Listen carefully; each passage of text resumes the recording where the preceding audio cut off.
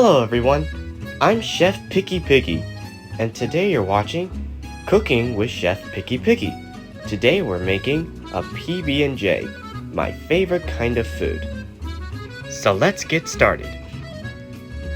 You'll have to use a butter knife when you're making peanut butter jelly, and also you will use peanut butter, jelly, and 2 pieces of bread. And now we should be started by putting the peanut butter onto the first piece of bread.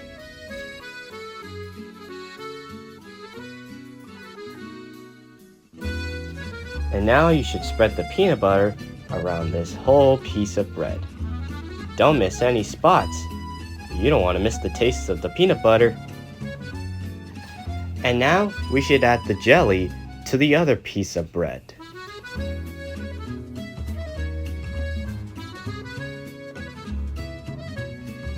And also spread the jelly onto this piece of bread. It's the same thing like doing it to the peanut butter. And now we should put these 2 pieces of bread on each other.